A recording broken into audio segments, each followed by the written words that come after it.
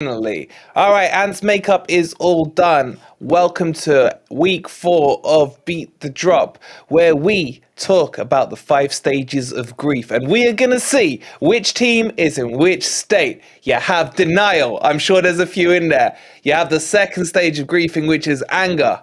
The third, bargaining. The fourth, depression. And the fifth and final one is acceptance. Welcome to Beat the Drop.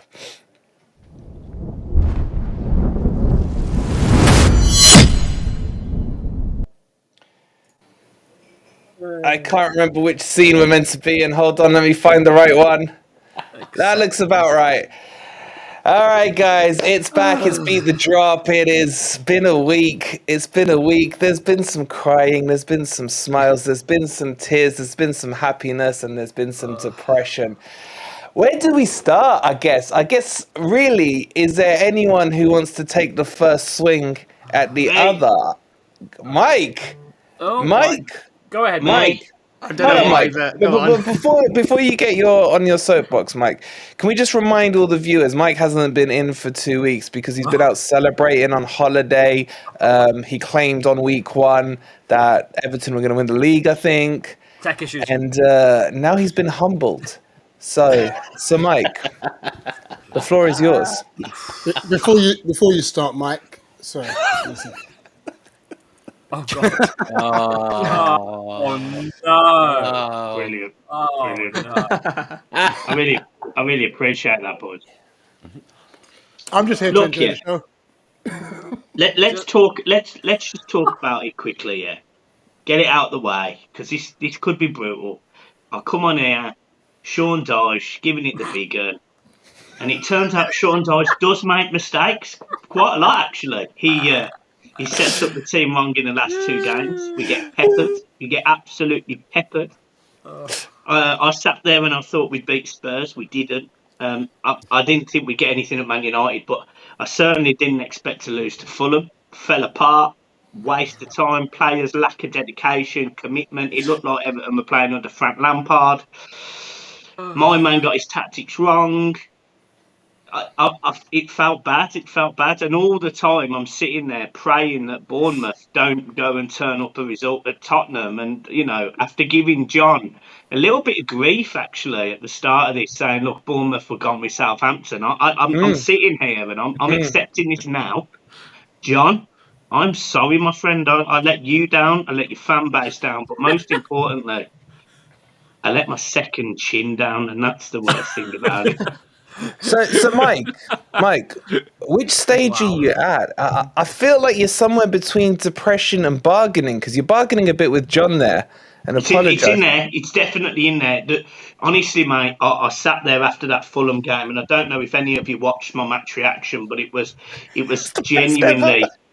It was hysteria. Like I was laughing because of how emotional it was. Because, we did the scores at the end, and like we're going through the scores, and you just see my face go from like smiling to like absolute agony, and then just laughing. Like the problem we have, and I said this a few weeks ago, is the league at the bottom. This whole beat the drop thing, we'd all start to spread out. And I was expecting Everton, because I was backing my team, I was expecting me to be like on the higher end of spreading out, the whole like 13th or 14th. I didn't expect to be joint 18th at this point. So, look, I'm taking my humble pie. You guys, I'm here to be shot at. You shot at me. I can see Scott, the waste man there, just absolutely smiling, staring away. He's got his turkey teeth done. He's ready to go, man. He's ready to go. You got Neil Morpay in a Wolves shirt down there. Scott, take a swing, Scott. Go ahead. I mean, I don't know, to be fair, like, I'm just in the acceptance stage now. The acceptance stage being that we're just simply too good to be down there, and after these back-to-back victories now, everyone's been telling us as Wolves fans, "Oh, don't worry, you're going to be too good to go down." And a lot of us Wolves fans, we weren't believing people when they were telling us, but I mean, we're pretty much out of it, aren't we? I mean, I'm obviously going to keep attending. Sounds like Mike. I'm attending 2 weeks now ago. just to basically watch you guys just be miserable all the time, and I'm just going to love it. Sit in the highest position out of pretty much every. Actually, Palace above us. Maybe Palace are above where they are. But who cares? We're fine now. We are fine. Tell you what, that was So my you're calling it biggest safe. You shock of going the Mike? weekend. We're safe. I think we're safe now. We need Wow. one more win, and we've got to play Everton, so we're definitely going to get that win. Wow. I swear down, if Wolves take 6 points off us this season after how dead you've been half of it, I'll honestly, mate, I'll cry. That actually says more about losing to Everton at your place when you do than it does about Everton, because we are dog shit. I tell you what, best game to play you, isn't it? Second to last game of the season. See Everton fans' tears. It'll probably be a warm day. Rich is killing me, mate. I just can't stop watching Rich. I'm surprised he's not chewing on some toffees. I tell you what, Mike, you have to be careful. You have to be careful. That will be next Monday. All right, okay. Yeah, you have to be careful of Wolves because they've obviously played us twice this season. We played them away from home. They scrambled a 1-0 win and we missed a penalty and they got a dodgy penalty. Then they come to our place. We absolutely battered them. They had one shot on target and scored from it. So you've got to be careful. It's pretty sneaky. It's a pretty sneaky outfit, Wolves. Oh, mate, we were 1-0 up and then I don't know what happened. I can't remember who scored for them. We were 1-0 up, we were cruising, and then, I don't know, I think they put something in the tea at half time. They were poisoning the oranges. I saw them injecting stuff into it, and look, we lose the game. It's a disgrace, man. It's a disgrace. I ain't bothered. You know what?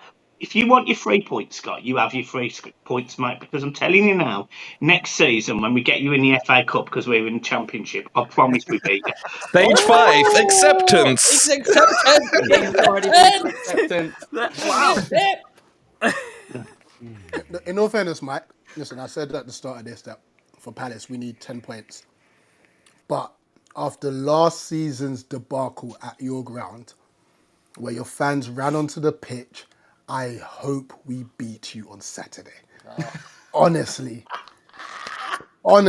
seriously. We have yet fair play to you last season. Like, that comeback was incredible. And it obviously helped you survive. But there is a difference. And I mean this as no disrespect. Well, I do actually. Yeah, do you know what? We're shooting shots. Do you know what? Here we go.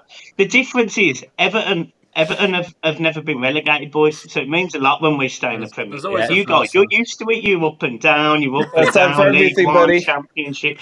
Not for Everton. So it's different for us. It's harder.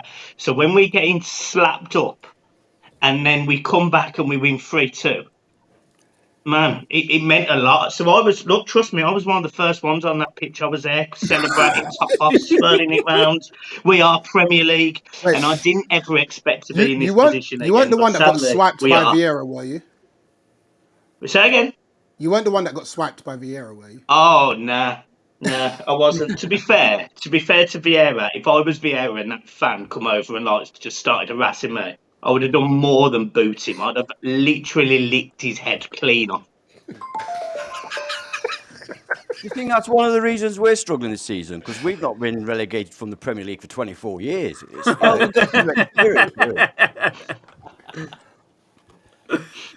Guys, I've got good news. We got a special guest. Oh, I thought you were going to say Liverpool are winning. Oh, shit. Oh, no, better than that. Just, sorry, carry on. And John, I'm going to ask you to do me a favour in a sec, John. Yeah, what's that? I'm going to need to leave you in charge for 5 minutes. I just got to sort a couple of things out. And you're the only sensible one here, to be honest, mate. So is that all right? But grounded one. He's too busy on the beach, Rich is. He's not got time for it. Before I do, sorry, Mike. You were there backstage, Mike. Holding Right everyone here. up. He's here. So I'll be back in 5 minutes. John, you're in charge because you strike me as the most sensible one here. I'll be right back. I'd agree with that. Yeah. He's far too trusting. But all right, one question I did want to ask Mike, Everton Mike, is Dyche comes in and your first game, you beat Arsenal 1-0 somehow, which all of us are looking at that and dreading. And you've since he's come in, I think you're on 12 points from 11 games. I think that's your current record with Dyche in charge. So just better than a point a game. Do you think that's going to be good enough? You've got at least, you could say that if Wolves and Bournemouth keep performing as they are, your last 2 games could be against two clubs that have nothing to play for. So you might have a nice end to the season. But like, do you think you're going to stay up? You're starting to hit acceptance. Do you think Everton will be better than 3 other teams come the end of the season? I think Everton will stay up. Yeah. All jokes aside, I think Everton will pull out. So last season, when I was convinced we were going down, we managed to, and Vardy lookalike won't want to like this, but we went to Leicester and we managed to get a result. We managed to beat them. Oh, who hasn't? And I think Everton might pull off one of those results at somewhere like Wolves or even Leicester again, if I'm being honest. And it was probably that result that probably kept us up actually more than the Palace game, if I'm being totally honest. So I think we'll pull one of them out. I think Everton have to absolutely win. They have to win 3 out of 7, and I think we're capable of winning 3 out of 7. I just don't know where they're going to come from. Mike, you don't, because you're only fighting against us and possibly Leeds, and we're not likely to win many more games. So you perhaps only need 2 wins. Well, possibly, but because we've already seen teams. That's how we've already seen teams this season sort of come back from the dead. I mean, this is no disrespect to Bournemouth, but they were gone 3 weeks ago, and now they're probably safe. You've got Wolves 5 weeks ago were dead, and now they're probably safe. You've got West Ham, who seem to have turned a corner. There's literally nothing stopping Forest or Leeds. I mean, if Leeds get a result tonight, which dispels this whole 5-1 to Palace, then all of a sudden it's us against Forest, and I've got to be honest with the depth that Forest have got and the home record. I know they lost against Man United the weekend, but there's no badness in losing to Manchester United.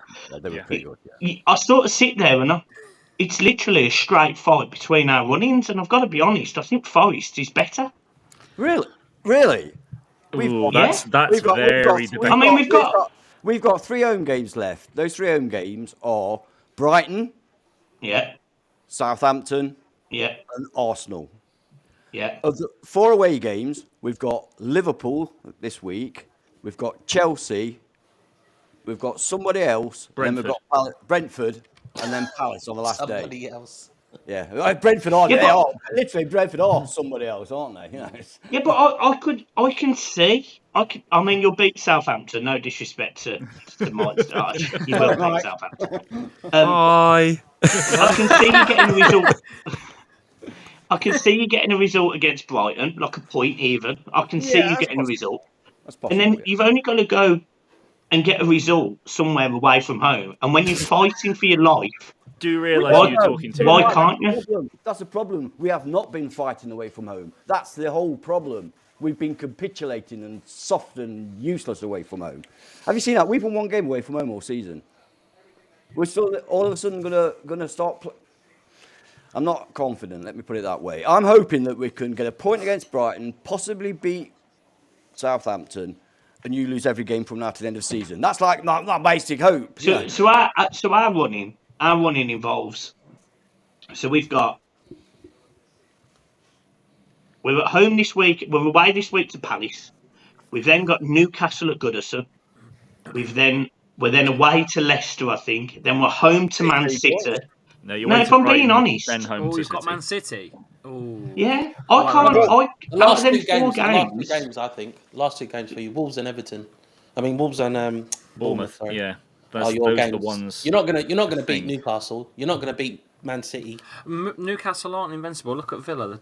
You're not going to beat Brighton. No chance you're going to beat Brighton. That was a rare Well, Chappie, so far what I'm hearing is they're saying it's a straight fight between these 2 and Leeds. I know. And they're excluding you out of it. What are you saying? Bring him in, mate. Let's just say, if you look at Leicester against Man City, I know we got decimated in the first 45, but they took their foot off the pedal a little bit. But I thought we were in towards like the last 15. We hit the post. There was a possible penalty. Madison. You mean when the game was finished?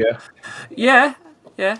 But I makes think we could have nicked something at the end, and I think it's a bit like Forest when we were 6-0 down to them, and we got ourselves back into that game as well. I tell you what it's like. It's like when we played Spurs. We got it to 3-1, and then at the end we missed a penalty, and you think, well, Did you just compare Spurs to Man City, Anthony? No.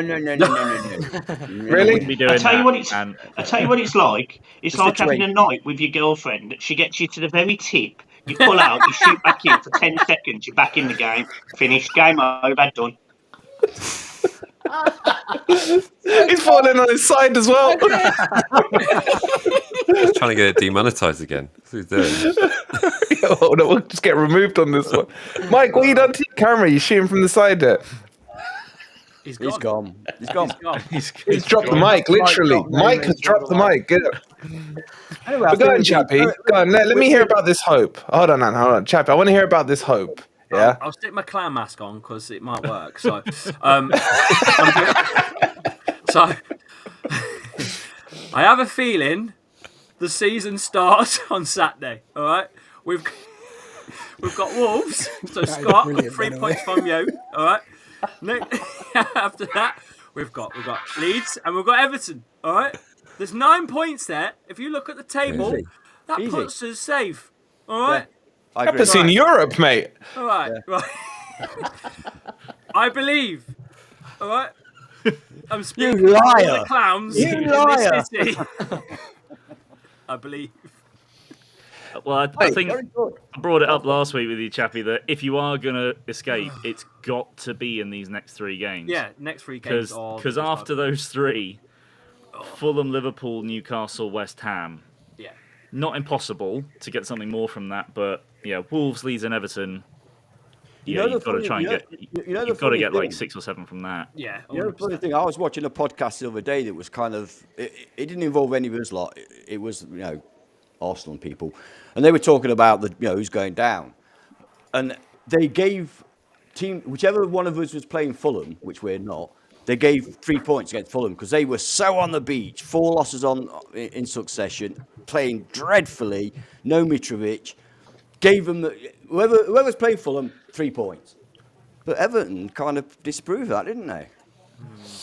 Yeah, well, that was impressive. But Sadly, he's not here to... I know. He's dropped the mic, literally. Just a couple of things. Guys in the chat. So, as always, don't forget to subscribe to every single one of these Legends' channels. They're all in the link in the description down below. I've also opened a Q&A. We want to be a bit more interactive in today's session with you guys in the chat. So, be you a Forest fan, be you a West Ham fan or whatever, get your questions in on the drop down and we'll get them to the panel. Just say who you want to ask in your question and we'll get that over to them. Before we do, sorry, Anne, I just want to bring in the 2 or 3 voices we still haven't heard. Jace, you kind of, I'm tempted to block you on Twitter at the moment with all your chesting, mate. Like, are you serious? Are you serious? You drew with Arsenal, mate. You didn't win the Europa Conference League yet, mate. You know. By the way, before we start, right? Everyone that was on last week, I want an apology, right? I want an apology from each and every one of you Right. that said that we was going to lose against You Arsenal. start with yourself. I You was said the it. only one that said a draw. I think I said, or a win, 1-0 win. I want an apology. Yeah, but you You have to Didn't you always, start with, to didn't you give start me with an the tweet apology. before the... We were the better team. First 10 minutes we were poor. First 10 minutes we were poor. After that, we was the better team. We should have won that game. Go on, Saka Jace. Go on, missed a Jace. penalty. Be fair. It wasn't Be fair. a penalty. Oh, that was a penalty. Ours was a penalty. Definitely, Yep. goddamn guaranteed a penalty. 100% a penalty. No. Stone Cold Steve Austin penalty. You going that far? We were the better team. And I'm telling you now, we are guaranteed in this season, next season, right? Forest, I don't know what's going on with Forest. You're done. You've messed up, all right? You are gone. Right? I think Everton will survive, but where's my apologies, please? Jace, Jace, I assume I'm excused from this, seeing as I've really given you lot your flowers on Twitter, both about your performance, your victory, and the penalty. yeah, Stop ass kissing, Ant. Yeah, this isn't the friend zone, mate. Victory. I'm a real football fan, mate, and I have to applaud getting a draw at home to Arsenal. Thank you very much. Thank you. We have is stopped. saying that we're already. We have officially stopped Arsenal from winning the league as well. So you should all thank us for that as well. Ant won't. He's an Arsenal fan. That red is Forest. Is Arsenal red, not Forest. Under that shirt, there's a Arsenal cover. I wanted Arsenal to win the league, to be honest. I like Arsenal. I like What? Arsenal. Yeah. Well, Are you anyone not serious? You want Arsenal to win the league? Yeah, I do. Why Man would City. you want Man City to What win is it wrong with again? You want Man City to win City again, 6 and it's just 7 or wrong. whatever You know it what? is. Can I just say? No, you don't want Arsenal to win. Can I just say? I'm a Arsenal are bit. the worst fan base. They're the I'm a worst, the bit- most cocky fan base ever. Can I just? Well, apart from West Ham. Can I say? I'm a bit. Hold on a sec. I'm a Don't you bit. dare talk about West Ham like that. I'm a bit conflicted because I like Arsenal and I would like them to win the league. However, I really would like City to win it and the Champions League and the FA Cup to fuck up Manchester United and they're fucking. I'm with you on that. I'm with you on that. So, I'm with you on that. Yeah. All right, wait. We got it. All right. Now, Jace, that's all I'm giving you for gloating. I can't deal with any more of your gloating. Yeah. Sorry, Mike. We're coming to you, mate. Like, no one's talking about you lot anymore, including yourselves. very It's like, disrespectful. I'm just saying. Is it? I watched your vlog. He's repping. He's here. He's rapping, and kudos to you, bro. Kudos to you. He's here. He's taking his licks, yeah, and Yeah. we respect it. But have you given up, Mike? Because your vlogs, the energy's gone out of him, man. The energy's gone. Have you noticed all the little stupid bits I'm putting in them now just to bring some form of I do like enjoyment those. from the I editing? do like It's those, just like, I just need something. I'm just sick of editing video of losses. It's just such a hard thing to do. It's all right when you do live content because it's done. It's done. You can just turn off £3 and walk Andrew away Sharp, and just think about Forest something or else. But when you've Leeds got with to go, Sutton and just- Everton going down. It's hard, really hard. It But is, mate. it's Do you get such a deja wonderful- vu? Do you get deja vu, Mike, when you're doing the edits? Yeah, it's basically and the first half 0-0. Oh, it's all to play for. Oh. About 50, 60 I bet you've minute, saved templates, ain't you, concede. to slot Yeah, in at any exactly. one point. Exactly that. I could literally maybe just set up the GoPro just to start recording at the 50th minute, and then it would be much easier on the hard drives, wouldn't it? But it's pathetic. It really is. Mike, can I ask you, but before I do ask you, Andrew, thank you so much for the £3. He's saying Forest or Leeds or Southampton and Everton will go down. Interesting. I got to ask you, mate, your seat in the stadium is very interesting because I love how you position the camera. Because at least we get to see reactions from away fans because you've always got them on there. But it was getting quite toxic in that last one. What was happening in the crowd? Were they fighting in there or something? I have no idea. I had loads of comments on the video saying it was a couple of cokeheads having a go at each other. And it basically what it seems like that there was one of the fans made a racial slur to a Southampton player. Oh, really? So our fans just beat him up. Oh, too right. Good. Too right. Yeah, fuck around and find out. Absolutely. Too right. Rich, were you getting worried at halftime? I was more so worried about our performance. I knew Southampton had to come out in that game and they would start bright, but it's kind of like a worrying pattern at the moment where we don't turn up in the first half. Don't need to, do you? No, but when you're in a relegation scrap, it's not the easiest thing to sit down and watch, you know. So you know what? Honestly, Aribo and Walcott have got to do better.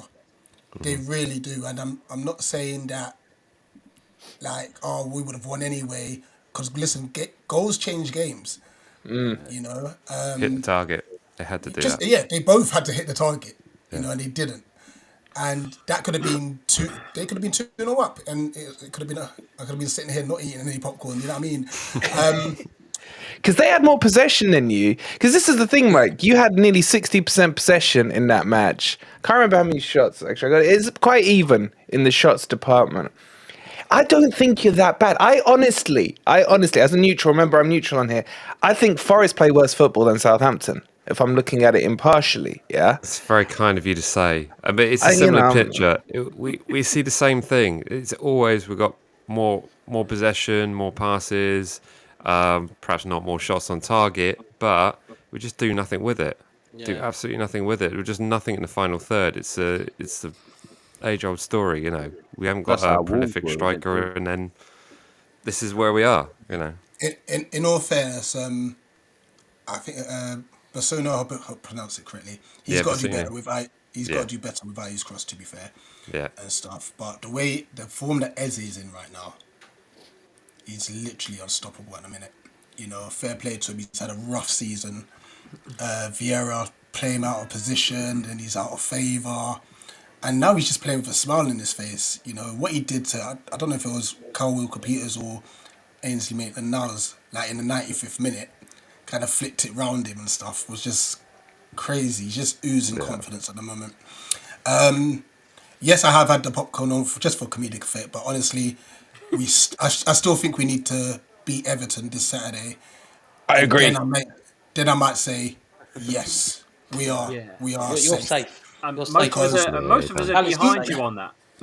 But the only reason why I feel we need to win this, because like what we can't happen is say we lose to Everton and lose to Wolves, who we have on Tuesday, I believe, Scott. Yeah, it's a Tuesday, isn't it, at Molineux as well. Then it gets a bit like relying on other teams again. You're safe. You're now. You're on your holidays now. Yeah, you're not just No, boys. We don't want them safe yet till after they beat Everton, right? That's fine. I am looking to catch fraud Lampard, by the way. I'm looking at fraud Lampard. Like, it's really funny. It's really funny. One, he said we're not a big club, and two, when we beat them in the FA Cup quarter final last year, he had the cheek to say average goal, freak goal, average goal, freak goal. Like, sorry. Go on. Whoa! I was going to say, it's funny, how each week as it goes by, 1 week it's like, last week it's like, I hope fucking Palace lose, and now it's, come on Palace, I want you to beat Everton. It's interesting, isn't it? It's interesting. Before I come to John, because John, I want to ask you about Bournemouth. James in the chat has asked a question to you, Rich. He says, what has Roy done that Vieira didn't do? I think it's quite an interesting question. Two things. And honestly, like I said, like it took me a while to realise this myself, because obviously I thought, not that it was hard done by Vieira, but I thought at least give him the Leicester and Leeds games to see where he's at. Honestly, when you actually just hear the players speak and you see the performances, it's clear that Vieira lost the dressing room. Roy's come in, he's just told his boys, you lot are good footballers. You know, if the performance is Jordan Ayew and Jeffrey Schlupp are putting in, by the way, that must say it all. Like, if he's got them playing well, Vieira's been doing, he's had a howler. I'm sorry. And he's going to have to take that one on the chin. And I mean, he might be going to Leeds at this rate, from what I'm hearing, or even Forest. Yeah. You know, so Roy's brought the confidence up. I think he's gone back to basics. Players are playing in the right positions. He's not alienating players in the media. So yeah, let it continue.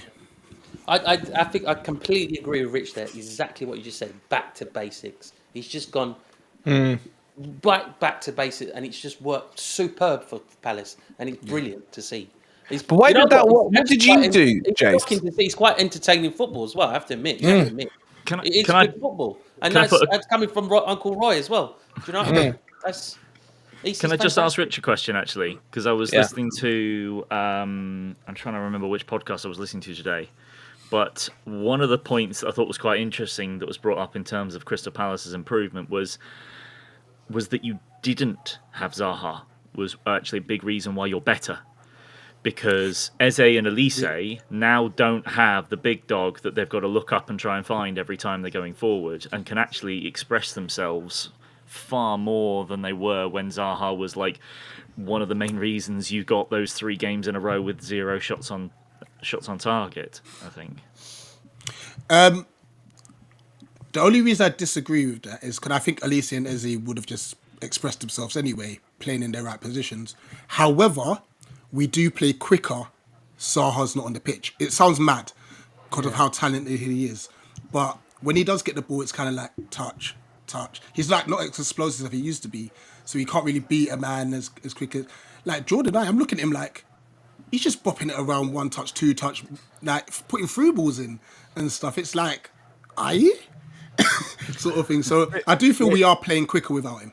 Would you compare it to the Ronaldo situation at United, where Ronaldo, fantastic player, but he wasn't the right player for their style of football, and it's a similar thing with Zaha. He's a fantastic player, I think we'd all say that, but maybe weirdly enough, they're better off without him in some certain circumstances. You know what? Like he's on the wrong side of 30 now. You know what I mean? So and he's slowing down, and now he's getting muscular injuries. That's 2 injuries in like 2 months. You know. So because he can't beat his man as quickly as he used to, he's become very easy to defend against. You know, and should you have cashed out on him, Rich, a couple of seasons back when Arsenal wanted him for 50 a few years ago, didn't they? Yeah, they've got no respect. Like 50 million, then they went and signed Pepe for 72. Like, really, like have some respect. That was a bit of a cockle. That was. You know, obviously financially, yes, but then we might have seen ourselves relegated, to be honest. Yeah. Because the building blocks around it wasn't set. Yeah. You know, now we're in a position where we don't just have Zaha, we're in a better position to move on without him, really. Can I ask a question to Sorry Mike? Yeah, well, we'll do then. This is honestly not a wind-up, Mike. Honestly, it's not a wind-up. It's a genuine question. Somebody got a telly on? Yes, there's been a goal. Yeah, Liverpool scored. Oh, thank God for that. Yes, That's why I did this. That's why I did this. I mean, Mike, how do you feel about that? Everton, Mike, how do you feel about, sort of being happy that Liverpool have scored? It's difficult because obviously we despise Liverpool, but look, I'm the same. I hate Liverpool as well, mate. I'm the same. Don't worry. We need we've got Everton have got this whole future, the new stadium. It looks like potentially there might also be a buyout in the next 12 months, etc. So Everton really can't afford to be relegated. So VAR's looking at it though. No. Anyway, back to my question to Mike. Sorry, Mike.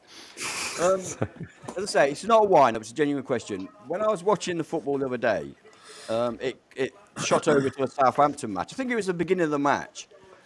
And actually went on our WhatsApp group, and said, why is Southampton... Sorry. Why is Southampton Stadium half empty? Was that just because people hadn't got in yet? But there were a hell of a lot of empty seats there.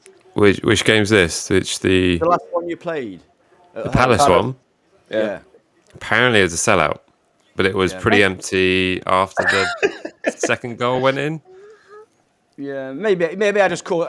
That's why I say I wasn't being disrespectful. Maybe I just caught it at a time when it wasn't. Yeah, it's fair comment, and also it was weird that there were lots of empty seats on the front section of the Palace away section, but Palace had sold out their allocation, so I'm not sure whether they found 3 more drums trying to be sneaked into the stadium that they tried to kick them out. But, you loved the atmosphere there, I Mike. loved it. It was amazing. It was nice to see some drums in there, but I'm thinking, are they allowed? Are we allowed those? I mean, you've got a marching band, so I know. Surely. I know the irony. Literally watching the guy walk out and go, can we borrow that, mate? I'll have the tune. Rich, were you singing at them? I think it was on Mike's vlog. I've seen a lot of vlogs this weekend. How shit are you? We're beating you away from home. The old, that one. Yeah, that was a funny one. I think it was a back and forth because I believe the Saints fans were saying, how else must you be? It's only 1-0. I'll just say it, mate. It's fine. We're off to the watershed. So, I don't naturally, it's just me naturally, I just naturally don't swear with myself. So, Good man.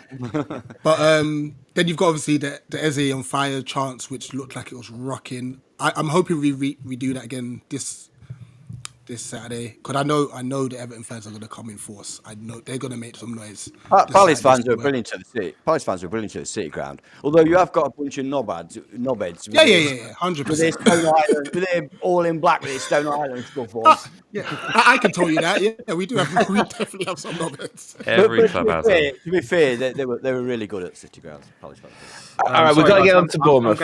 I'm gonna have to drop, guys. I've got to go and sort my son's. All right, mate. Yeah.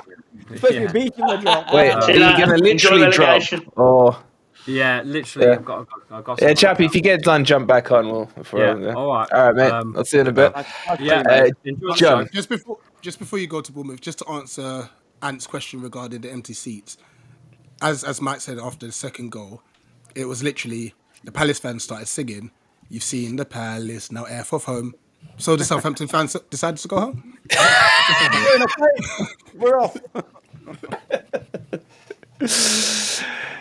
John, how did you... Is it How did 2-0? you not- Or is it It's 2-0 2-0. or are the comments getting me gassed for no No, reason? it's 2-0. Yeah. It is Salah. 2-0. You beautiful you boys in the comments. Yes, the real side of Merseyside doing their work. Yeah. I thought he was Cheers, just about to say, Liverpool. "You beautiful Liverpool." No, that's it players." now. That's it. They've won. It's 2-0. We keep the cap on it now. Arsenal we were hope 2-0 up against I young was just about to Jace. say Yeah. Arsenal have done it twice. They've messed up in Yeah. 2 weeks, so I wouldn't. Yeah. we hope that Leeds get a goal towards the end of the game just to make it spicy. But look, if Leeds don't get a point out of this game, I do I'm believe- not complaining. I do believe that Leeds let in 5 in their last home game. Yeah. I can't verify that. I know someone here can, but Can you confirm that, Rich? No, he can't. he's on mute. He's on mute. Sorry, say that again. Can you confirm that Leeds let in 5 in their last home game? Is that right? Yes, they did. All right, we got to get on to Bournemouth. Look, I know. All right. Hold on. I know no one wants to because they're so irrelevant. Wait, hold on. No, I'm neutral. Hold on. Let me take a Forest hat off for a sec. Right. You got to give them credit, John. You went to North London. Yeah. You went 1-0 up, quickest goal ever against Arsenal. You then get to the heartbreak in the last seconds. Whoa. Against Wasn't the quickest goal ever. Study Second on. quickest. Yeah. There we For- go. Thank you. Shane for Long. Bournemouth. Minor victories. Shane Long. Long. I apologize. Fake news. I apologize. 7.14 seconds. I stand corrected. Did you win that game, by the way, Mike? No, it was a draw. Yeah. Better than they did there. Good Anyway, record here. but my point is, you then go to Spurs. Yeah, you come back. Last minute again, they get that 87th minute, they get the equalizer. Were you feeling shades of deja vu, or did it feel different, man? Because this isn't the same Bournemouth team that was playing against Arsenal. The situation felt different to me. Yeah, it was. It definitely was. And it was more so because against Arsenal, it was we scored the goal within 11 seconds or whatever it was. Which Mike, was can you amazing. fact check that, please? We scored the second quickest goal in Premier League history. That is a fact in that game. But we were just holding on after that for the most part. I mean, we had moments in the first half. We then score from probably our only corner of the game, certainly our first one. Really good corner routine to get the 2-0. But then it really was just like we just sat back. We held on and held on and held on. And then obviously suffered, goal right at the end from Reece Nelson. The kind of shot that really you want him to take, with his weak foot on the half volley from outside the area, and he smacks it in. Flushed it, didn't he? Yeah. He's flushed, and it's just on another, any other time he sends that into Rosette. But then against Tottenham, we were the better team in the first half. And it wasn't just like, here we might have a chance here and there. Like, there were weaknesses in that Spurs team. And we went for them. We didn't give them chance to rest. Our first goal comes from really pouncing on mistakes from Sanchez and then Porro. Lovely bit of work to get Vigna in to score his first goal. Second goal, again, mistakes in their defence. We just kept attacking them. Sanchez messes up and passes it to Solanke. He puts it in. We're a little bit unlucky for the second goal that they score. Ex-player, obviously, should have put some money on Danjuma scoring. Was he offside? Was he offside? Most Bournemouth fans, and certainly a couple of few goalkeepers that are on Twitter that have sort of joined the union and said, look, Harry Kane was in the line of sight. You really would have expected that to be offside. Did any of you boys think it was offside, just out of interest while we're on that I point? was very on the fence on whether it was or not. It was, I think, because it wasn't given, I think you'd stick with the call on field on that one. But if it had been given as offside, I don't think it would have been overturned. It's one of those. Yeah. It was a very debatable one. I personally don't want those to be given offside because I think Harry Kane is not trying to get in the way. He's just made a run and now he's trying to get back onside. But then Richarlison misses that header completely free at the back post. What a bender, man. And That's after, of course, he scored a goal and had it ruled out offside. How many offside goals has Richarlison scored this season? He should learn to stay on More side. than It he's wasn't him, actually it was scored. Danjuma that was offside. Yeah. And then they got lucky. It ricocheted back to him, and he scooped it over the line. It was reminding me of Sterling against us for City in our second season in the Prem when he scored late on with a deflection. And then I'm thinking, just hold on, just don't concede. And then Solanke barges Porro out the way from a long ball, plays it to Ouattara, and beautiful jink to get past Højbjerg. Fake kicks in, man. He bought that hook, line, and sinker, man. Didn't he, man? There was a very sorry to bring this up, Jace, but that goal was very reminiscent of our first ever win in the Premier League when we went to West Ham and we won 4-3, and our third goal was by Mark Pugh. I knew he was going to bring that up. He sold. It was Jenkinson, I think it was, that was the right back. Sold him hook, line, and sinker. Hook, line, and sinker with a Cruyff turn that sent Jenkinson out the stadium down to the south coast to then come back again. Of course, it was incredible. I've got very little space in this room, but I was going absolutely batshit. I got a few complaints from my housemates, but yeah, it was ridiculous. And that really, I mean, that's the game that we weren't expecting anything from. We've now got 3 games in a week of West Ham at home, Southampton away, and Leeds at home. And you're thinking Bournemouth fans then probably 1 win from that. 4 points definitely, and we're safe. I would say 1 win. I think 4. I think 4. 4 points is pretty good. But I mean, we're on 33. As people and Rich was talking about the points that the points that Palace needs. The average position of the 18th place team in the Prem over the course of its history is just barely under 33 points. So on average, if it's a typical season, you need 34 to guarantee to sort of start thinking about safety. People talk about the 40 point mark all the time. It's not. Yeah, it's myth. Definitely not that this time. It's certainly something of a myth. And I think this season, because I think it was our first session, we were all asking each other sort of how many points do you think you need to stay up. I thought everyone around would take enough points off each other to sort of bring it up to about the 36 mark. I don't see that happening anymore. No. I do think I would be surprised if the 18th place team got more than 33 points. I don't know who. Well, I say 33, might be 33, 34. But we've got Everton and Forest on 27. Yeah, I mean, I'm not sure. And Leicester just behind, obviously. I'm not sure. You got Leeds on 29, West Ham on 31. Even though you'd think with Jace, they're about 6 points clear on top of the table. Baby. And then you're 33, and then Scott, you're on that bubble now. I think Scott's got more humility than Jace, but everybody has 3 points ahead of Jace. I don't know if you're safe yet, because I'm going to be honest with you, man. How many more worldies can you get? And that one against Chelsea was ridiculous. Listen, we're gonna be fine. We'll be all right. I want to talk about Wolves now. We'll talk about West Ham in a second. We'll talk about... Just save your cockiness for a second. Let Scott have his say, right, Scott? Sorry, Scott. Because I do feel, Scott, like you're just being, what's the word, humble. But deep down inside, I feel like you think you're safe. I feel like inside you're celebrating, mate. I think we should be safe. I think he's being smug, not humble.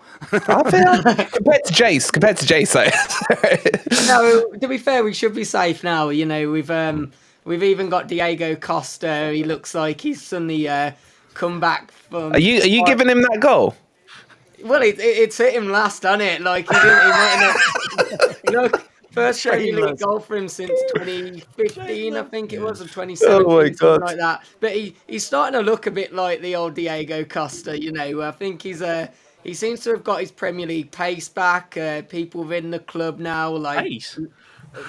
Well, like for Diego Costa anyway, he sees that he's got pace. Like when he first joined us, he looked like a player that hadn't played in 12 months, and that's because he hadn't. But he seems to be back at it now. He's got that fight, and he's got a bit of end product to him as well, which, finally that's all we've needed, someone with end product. So it's looking good. The problem we're going to have is like Neves coming back, which I never thought was going to be a problem, but we're suddenly starting to see that he doesn't really fit the system. And it's a really difficult one now because Ruben Neves is the best player in our whole team, but you just don't know where to fit him back in the system now to make it work. So we've really got that problem to solve, to be honest. mean, but I if you're think willing your to get rid of bigger him, we'll take problem. him from you. Go on, Rich. Huh? If you're willing to get rid of him, we'll take him from you. Yeah, the maybe problem I was is wrong that- about what I said about you and Jace, mate. I mean, I don't know where he goes. We've just like Lamino. he goes and into Nacho. anyone's midfield here, surely. Is there anyone who wouldn't take Neves in their team? Not a chance. He ain't getting in over Tom Davis and that. Oh, you got Garner, mate. You got Garner. Tom Davis sat on the bench.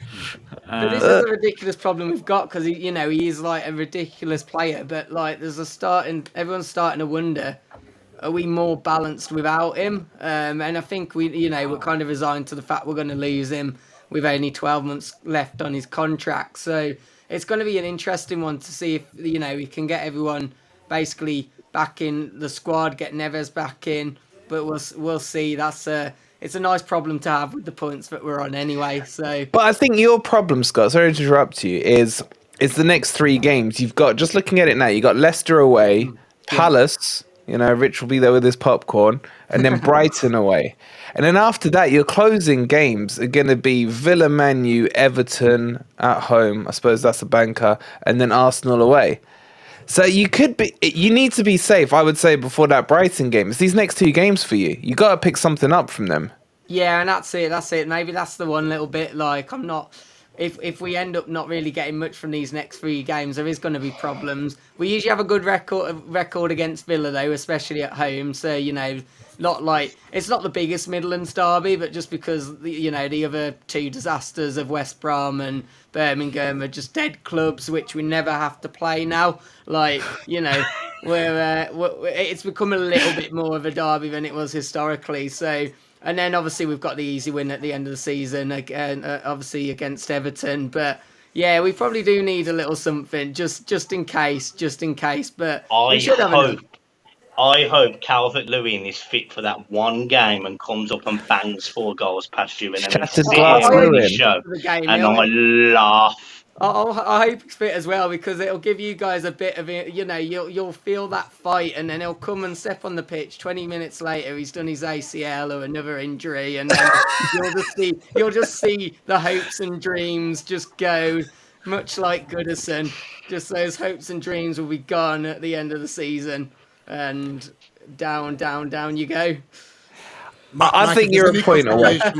If there's any consolation striker-wise for you, Mike, Neil Maupay loves a goal against Palace. So it's okay, mate, because he shouldn't ever be seen in a blue shirt again. So I'd rather a shirt, Mike. Any shirt. It's like I swear I'll do a better job up front than my man, and I'm 15 stone wet, man.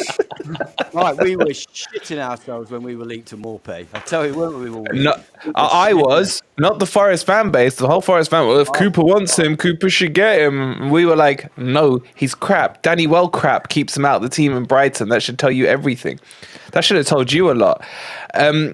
Jace, I know you're here kind of, and you feel you don't need to be, yeah? And congratulations, I'll give you well done on the point against Arsenal. I'm neutral here, so I'm all good as Ant is flashing the merch. Lovely, love it, Ant. Thank you. But here, let me just say a few words to you, Jace. Bournemouth, Liverpool, Palace, Man City, Man U. Those are your next games. Mm-hmm. You go into Bournemouth, as much as I hate to say it, they're in form. Yeah, they've broken their win-loss routine, and they've gone dub. But I mean, what? I think Bournemouth pretty much on their holidays now, aren't they? So, John, you're not on holiday yet. You can rest now, can't you, John? Well, Jace is, you're welcoming. You've just been on your holiday as well to Ghent, haven't you? And you were very, very lucky to get a point. You get a draw from that, weren't you? It's listen. We was resting our good players. You were resting. Yeah, but you've got that, Jace. You've got that this week. Arsenal were resting for an hour. That's all right. It's fine. Don't worry about it. We'll be fine. We're gonna win that, and we'll survive. And then But where are your points coming from, Jace? I'm being serious. After or something, I don't know. Yeah, but Jace, seriously, where are your points coming from? Because No, I think all jokes aside, right, it's probably the worst time to play Bournemouth. Right, it is Yeah. probably the worst time to play Bournemouth. What was going on and that. I have to admit, with our fans, and especially because it was against Arsenal, we do tend to go a little bit, a little bit over the top. a smidge, yeah. A little thing. So, it's a well-deserved point. Also, we've got to remember as well, I think Arsenal were bottling it at that time as well. The pressure's on them a lot. So, getting that draw was fantastic. It's a great point for us. It's a great point for Man City, for them losing as well, obviously. A drawing, sorry. But like I said, it is probably, all jokes aside, worst time to play Bournemouth at the moment. With the confidence they've got, just beating Spurs as well. Coming down, we're at your ground, aren't we? Yeah. Yeah, you're away, yeah. You So, beat us 2-0 yeah, handily yeah, at yours. and then I think with us as well, we will tend to feel a bit cocky about it as well because we did draw against Arsenal, so it could be against us all. I'm not even going to lie. Are you worried about? Are you worried about going Bournemouth to could a get big something out of stadium? that. Bournemouth could get something out of that game. It really could happen, but I've got to be on the positive side. I feel we could. Who's got a TV on? Sorry. Yeah, that's what I was supposed to say. I don't know. Who's got the freaking TV on? Hang on, might be me. Watching Beat the Drop show. I can still hear it. Okay. Anyway, yeah, but I think that was a huge point for you, Jace. My worry, not worry, I don't really care, right? But is the next few games after that. And I'm not convinced you can get something out of Bournemouth. So for the rest, I believe we can. I think Palace and Bournemouth are the games we need to win. It's great that Palace has won now as well. They're on there. but they're both away, Jace. They're both away from home. That's the problem you've got. Yeah, your but home games. We do tend to do well against Palace at home, at their ground. Sorry. So I'm quite confident against Palace, to be honest. I think we'll be all right. I think we can get points off Palace. I think. You have to remind me, Chase. Your away record this season is 2 wins in total. Yeah. I think. Yeah, but you're not counting the. Your European holiday. That counts as well, Okay. That counts as well. But yeah, like I said, our away form is poor. For us, it's getting the points at home, to be honest. But you just got to be confident, don't you? You just got to believe in your team, like Ant does every week. He's always believing in his team, and they always lose. So, it's rapidly dwindling, mate. It's rapidly dwindling. Yeah, but I'm just speaking. Like I said, like John, how do you feel? Do you feel you're going to beat us, or do you think there's a chance? Well, I think most Bournemouth fans were looking at our next two home games are against West Ham and Leeds, and I think that there's no doubt your home games are the ones you've got to bank on. You've got to look at your home games and go, this is against other teams, depending on what their form is. I mean, West Ham aren't in great overall form, but obviously they've got some confidence from getting that draw against Arsenal. And then Leeds have been a bit up and down, and you're thinking we should be going for 6 points from those two games. And I think the interesting thing on West Ham is probably that it's just been so. At times, you really don't know what you're going to get from them. It's been quite inconsistent, and really, there are enough players in the team that you think they haven't performed this season. You can attack them, and I think that certainly the midfield battle should be an interesting one. Declan Rice is probably one of the best players in all of our squads, but Souček has been the invisible man this season. So I just think that that'll be an interesting one where we should be able to take advantage of.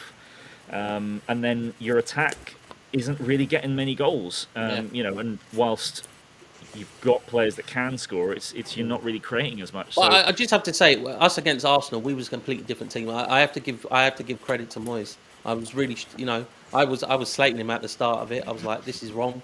He's not got it right. But we was dominating. I'm sorry, we was dominating against Arsenal. Jace, I don't care what people were saying. Jace, can I give a big shout out to Lawless for fair dues to the lad for putting Moisey as his profile picture on Twitter. That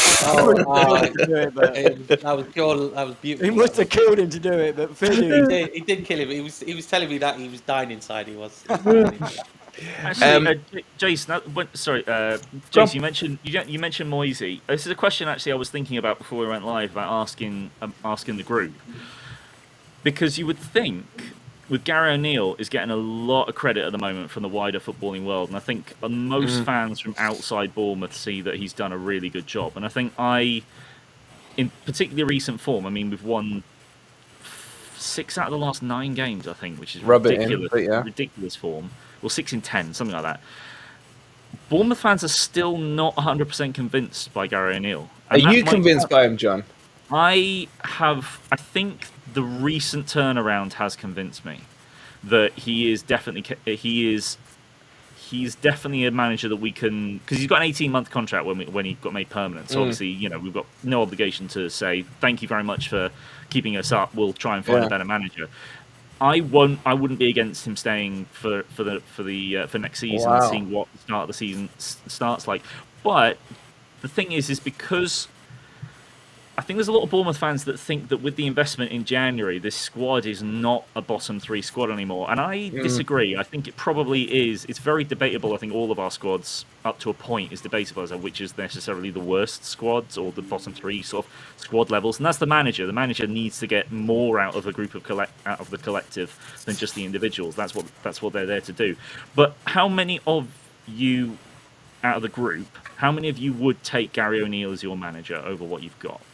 That was a question. In all honesty, no.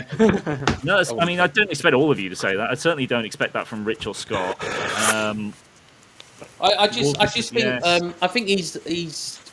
Let me ask the crowd as well, guys. Yes or no? Would you take him? Would you take him in your team, whoever you support? I think it's a case of like, obviously we're in the shit, and the Cooper out movement, if you want to call it or whatever, is definitely growing. People are becoming very disenchanted with what he's doing at the moment, lack of fight, etc., etc. So there's a difference between taking a manager that you think might just get you out of the shit and taking a manager that you would want next season to actually take you forward. Yeah, I think that's the debate.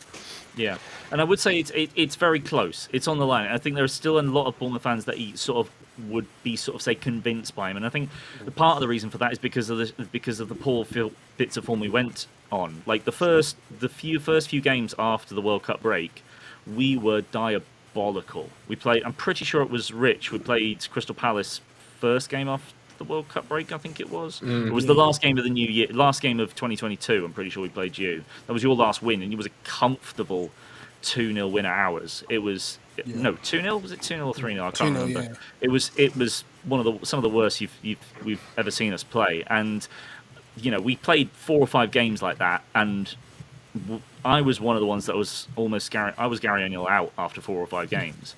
Because we didn't really want him as a manager. We thought he's done a good job, caretaker, nicely done. You've got 2 months of World Cup break to find us a better man. Higher ups do your job. £1.99, Nick Clark. But, I'd take Martin O'Neill ATM rolling on the floor, laughing, rolling on the floor, he turned laughing. It around. The money's helped. We brought in good players, but we brought in players with a plan. Ouattara, Traore. Plenty of players that have come in that suit the counter-attacking football we want to play. I think for me, John, I would take him, but for me, it's just to break the Cooper cult. Yeah, I think he's crap. I'll be honest with you. I think your team's better than your manager.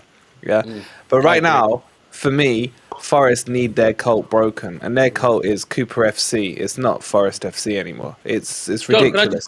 John, can I just quickly ask John, what did because I don't watch Bournemouth all the time. What did he change? Who does? That's fair enough. We are boring. Before we answer that question, guys, I need to put my little boy to bed. It's been a pleasure as always. Love to see you, Mike. Love you. It's good love to you see all. you humble, Mike. All the banter, I love Mike. you all really. And look, Rich, I can't wait to smash Palace this weekend. I can't wait. Mods, clip that from Monday's episode. Clip that from Monday's episode. We'll see how humble Mike is on Monday. Right, I just want to move the conversation on slightly because we've got some questions from the chat. This is for Saints Mike. It's from Lewis Patterson. He's saying, question for Saints Mike. Do you think the recruitment in the summer is the biggest mistake of Southampton's season? A lot of young players that aren't ready. The recruitment and also who we let go. We let Fraser Forster go because we didn't want to pay his wages anymore. We're paying him for like 5 years on like 120 grand a year, so he was on like a pretty high deal.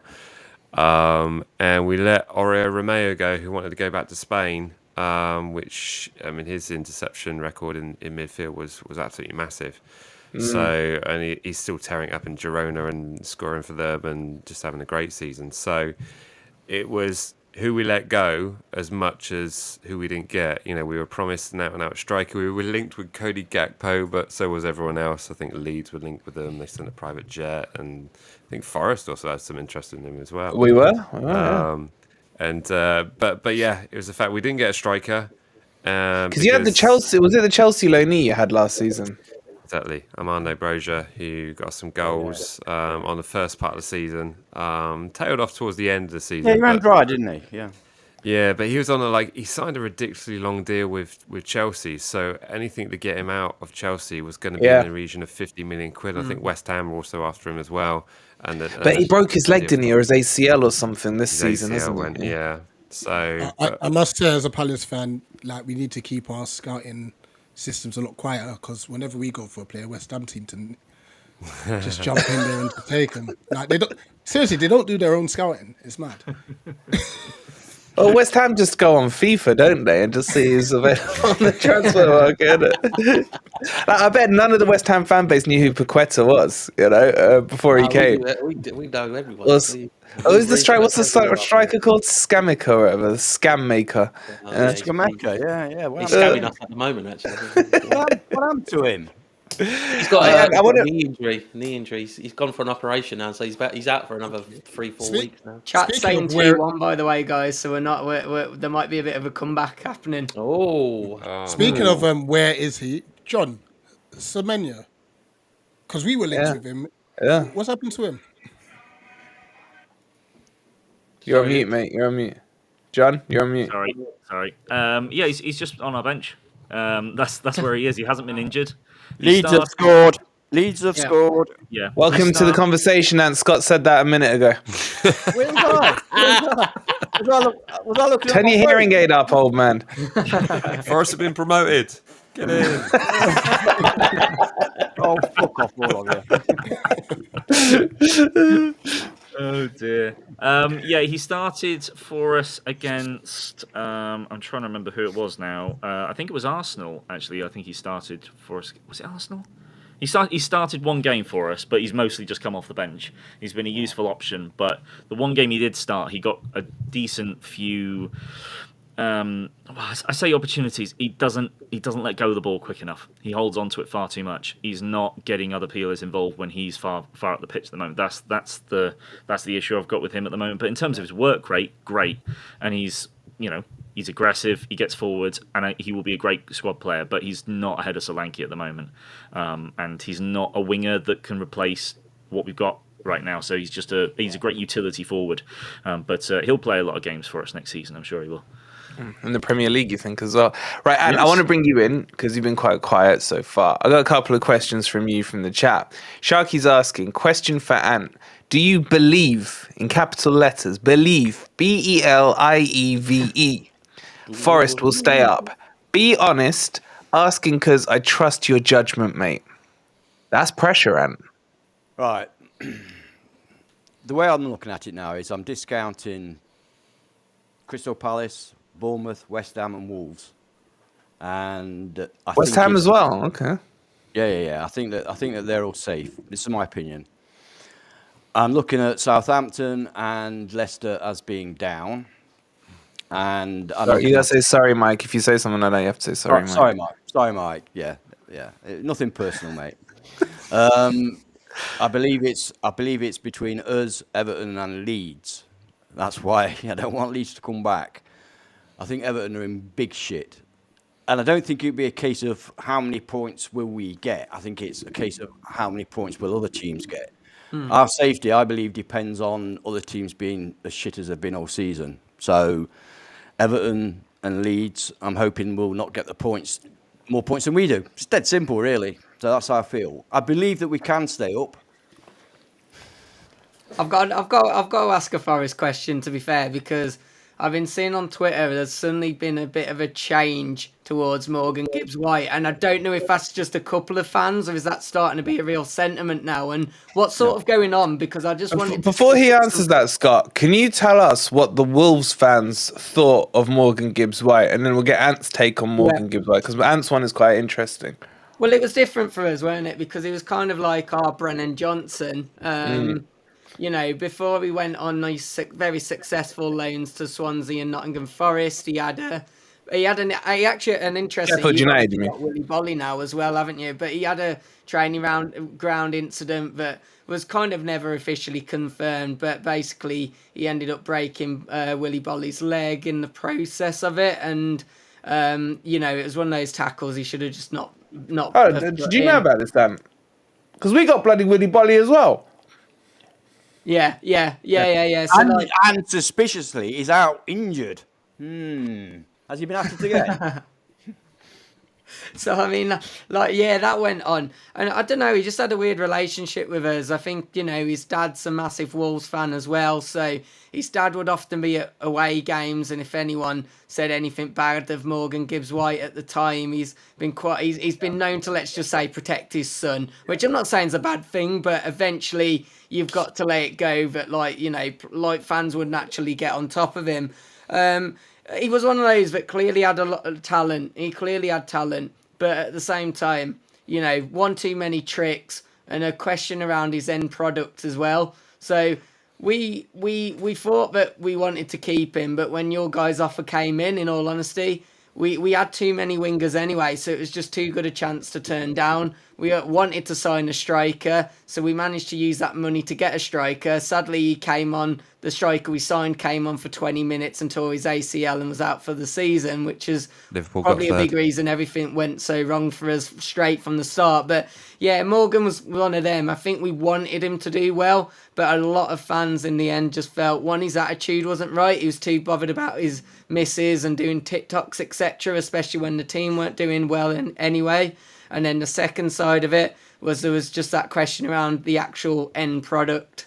So now, you go on and tell them what you think of him. Yeah, well, we saw Morgan Gibbs-White playing for Sheffield United, in which it was really good for them. But that's the Championship. People have to remember that. It's the Championship. And I always tell people, don't judge players in the Championship. So from the Championship and expect them to do that in the Premier League necessarily. A lot of fuss when he came, a lot of hype when he came, a lot of love when he came. But I really remember Wolves fans saying, flicks and tricks, you'll get fed up with flicks and tricks. And my God, they were right.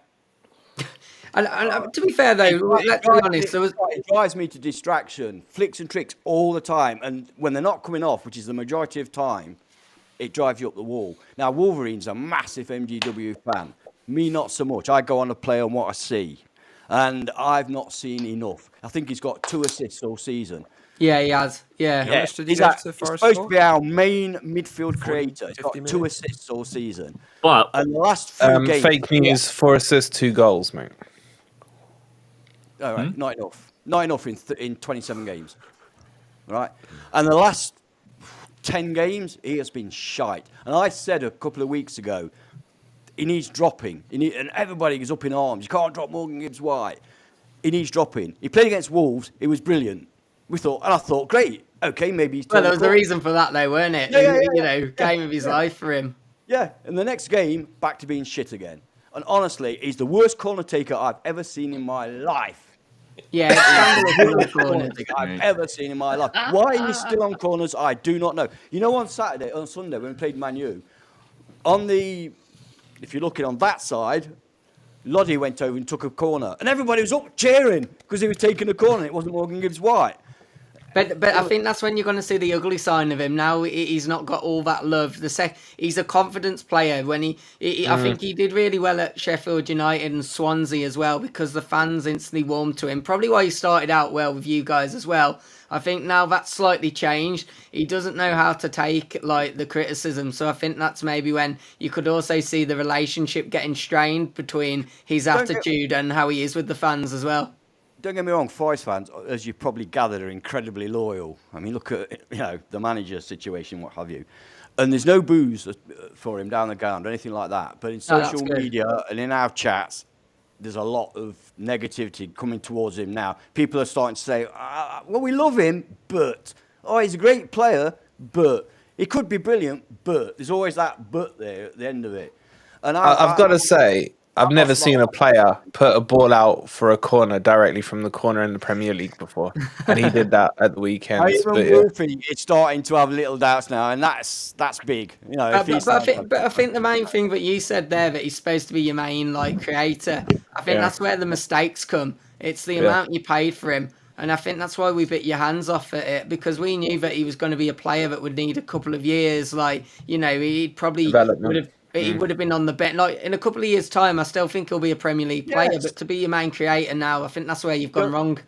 Don't get me wrong. I'm not saying he's shit. I'm saying at the moment he's not doing the job. And he needs taking out that team, because every time the ball comes to him now, it seems he tries to flick it, he tries to dribble it, and he's just losing it all the time. All the time. It drives you up the wall. What I would just to intercept just a second, because you're talking about him being your main creator, he is your main creator, and I mean in terms of pure numbers, out of all the teams outside the top six, he's created more chances than anyone else, bar 3 players. Thank you, John. Your main players doesn't only saving you in this. One at a time. Let John's making a valid point. Sorry, let me shut them up. John, carry on. Yeah. That doesn't tell you how good the chances were, because you can say it's a chance if he taps it to someone next to him and he shoots from 35 yards out. That's still a chance, but still a chance. He's made chances more than anyone else by a mile in Forest. Is it an 4 all season? No, he's getting 4 assists. Sorry. Assists is more up to how good the shot taker was, because you've got no one that scores for you. That's the problem. I agree. It's all good and well. That's why Solanke. That's why it's taken ages for people. And people looked at Solanke and gone, "Look at Solanke. He's got 3 goals all season. He scored a few more recently, but that's because he's not been in the box because no one's been feeding him. We barely made a chance for him. Maybe 1 a game for about 25 game weeks. We've now started getting forward. Last game he set up 2 and scored 1. It's you've got to have. To be fair, you have had probably your best striker injured for most of the season, but you've still got to have someone at the end to actually put it in the back of the net. Well said, John. Well said. Well said. I do agree with that. Maybe if he had better players around him, or not. No. Let me rephrase that. Maybe if we were playing a more progressive system and we weren't spending 95% of the time sat in our box, then maybe we would see more of him. So I'll give him that. Like I said, I'm not saying he's a shit player. I'm saying at the moment he's frustrated because we're in the shit, and every time the ball comes to him, he loses it. I don't blame you for that. I would be as well. If I was in a situation like that and he was trying flicks and tricks instead of playing it simple and getting you up the pitch, I totally understand that. But he has been consistently, apart from maybe Brennan Johnson, your most quality you've had all season. And it's just, if he's not turning it in now, that's where the worries come, I suppose, when it's hitting crunch time.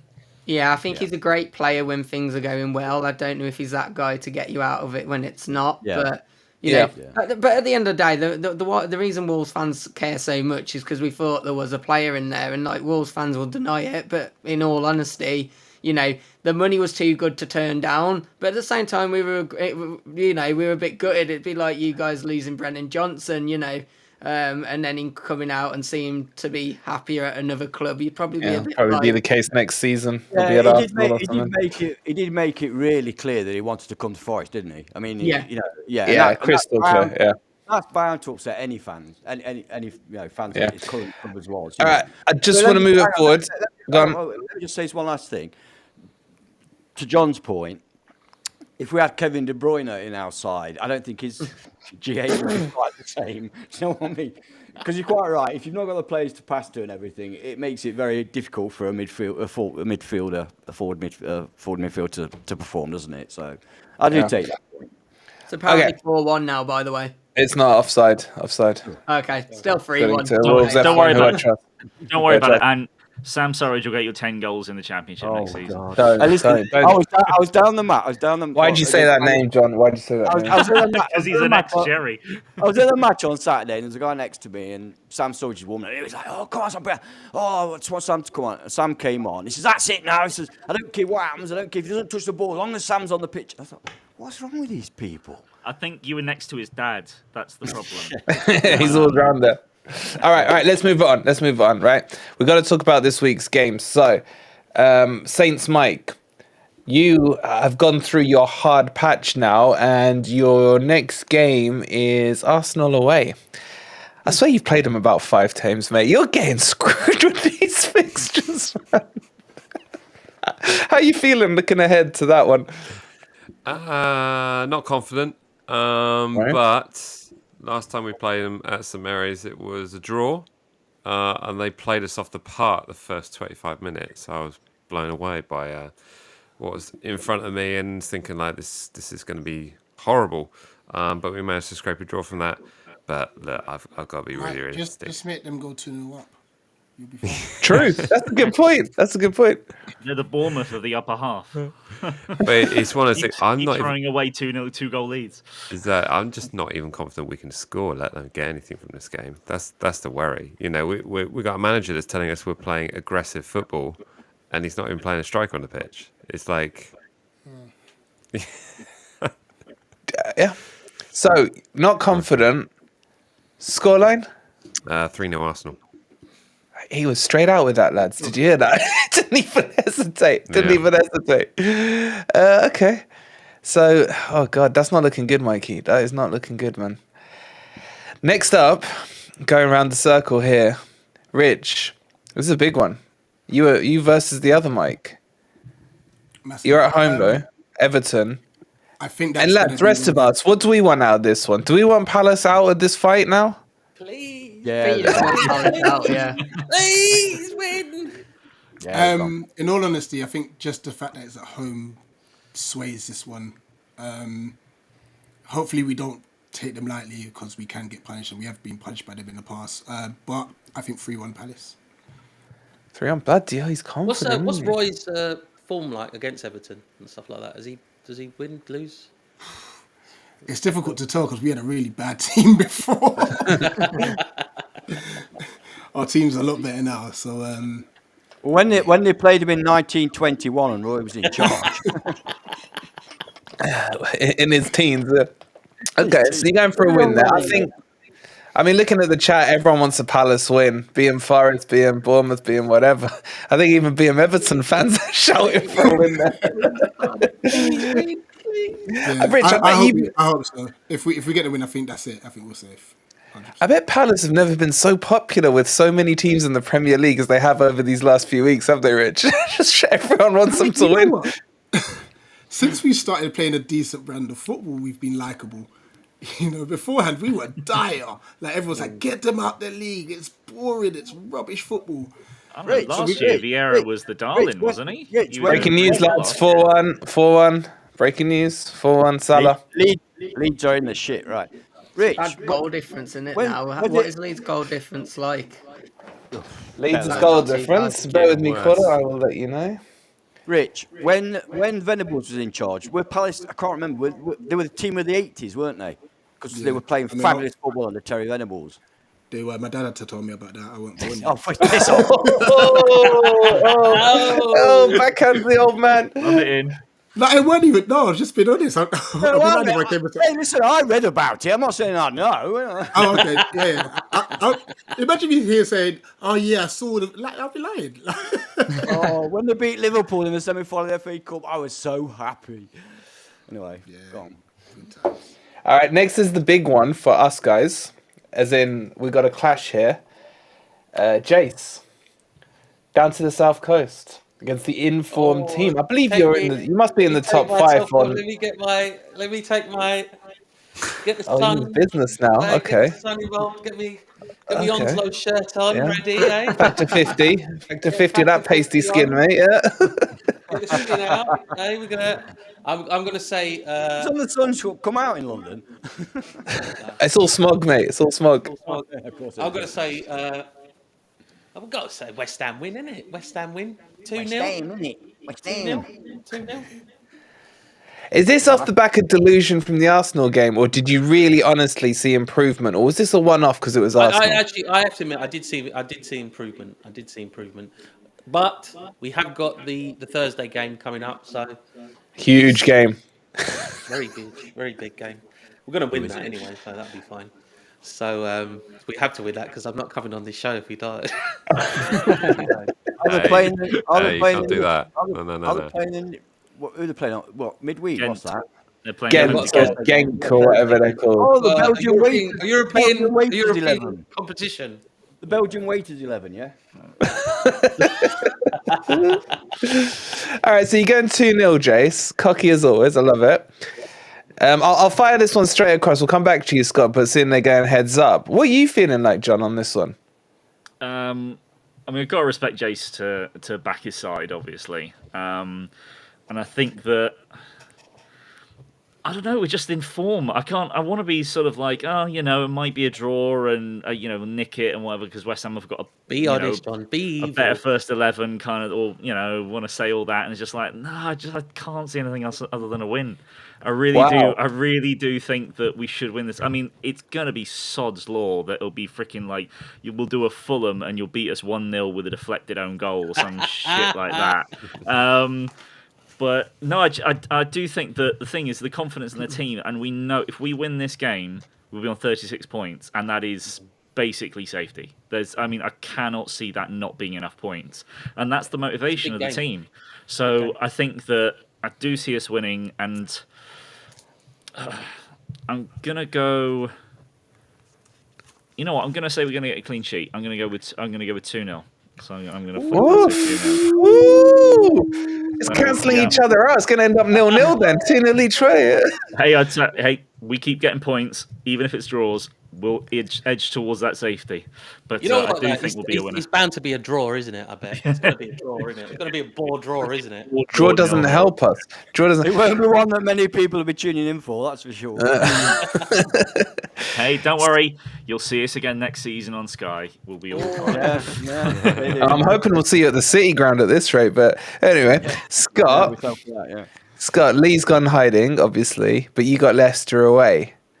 Is there going to be a delayed new manager bounce because no one really counts Man City as a game as a manager bounce? Are you worried about the Dean Smith factor?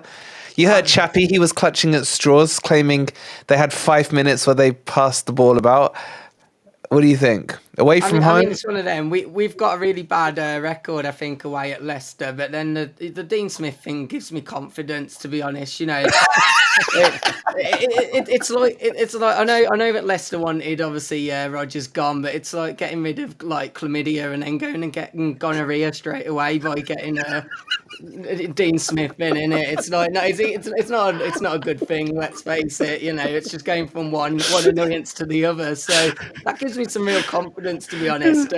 More than anything, definitely not a new manager bounce. So I don't know. We've got a bad record there, though. In all honesty, I'd take a draw.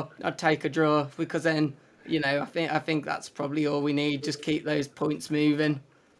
You don't really care anymore, do you? Because you're safe. Let's be honest. I don't think they are, Ant. I don't think they are.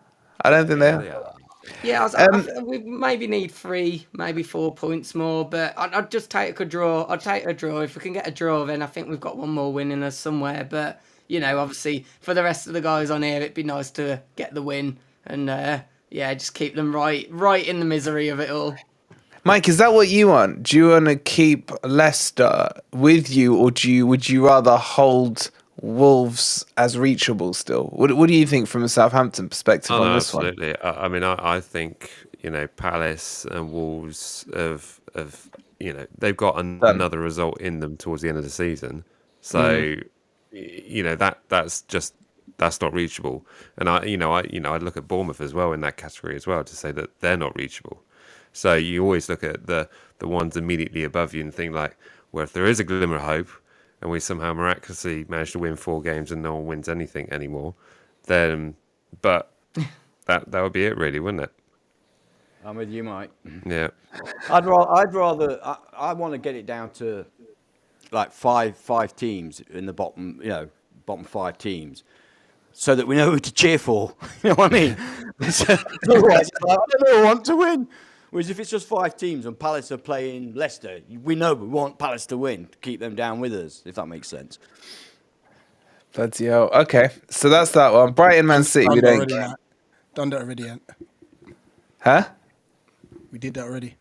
We did that one already, yeah, Brighton one. And then really where's the Forest match? Oh, there it is. Anthony. I don't know. I'm looking for the Forest match because I know what it is, unfortunately. Away at Anfield. Oh my God. Everyone apart from Jay, everyone shook their head. Jay just laughed. Just laughed. So they did. So we, or should I say you, because I'm neutral, you lost to Manchester United 2-0 yesterday, who in turn, they lost to your next opponents 7-0 at their ground. How are you feeling about this date on the 22nd? I'm not very confident. I don't think we've... we're going to fucking lose, aren't we? Let's face it. There's no point pissing about, is there? I thought there was a Churchillian speech coming out there for a second. Let's just go 3-0 Liverpool and get it over with. That could be curtains for Forest. I was going to say, do you reckon you might play a little bit better though, because you're not going to have any pressure? Like everyone, none of the fans are expecting anything. Is that not going to make a difference? Stop. No, I'm trying to help you. No, you are, mate, but we're shit away from home. Yeah. No, here's what you need to do, Anne.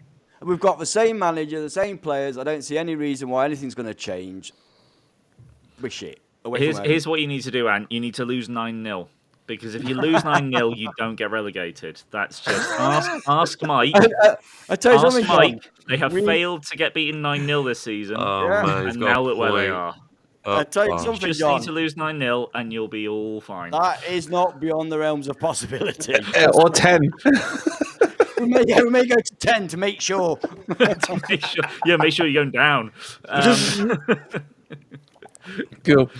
All right, so not confident. Good. And on that note, I think we covered off all the fixtures. Boys, it's been an absolute pleasure as always. Guys in the chat, I'll say it one more time. Please show the guys some love. Make sure you subscribe to everyone's channel. It is free to do. All the links are in the description. We hope you've enjoyed the show. Let's see who's swinging their dick next week at 8 o'clock on Monday. It'll be interesting because there's a few heads-up matches. There's going to be, there'll be some movement. So please make sure you've hit that like button if you haven't already. And we'll see you on Monday for week 5 of Beat the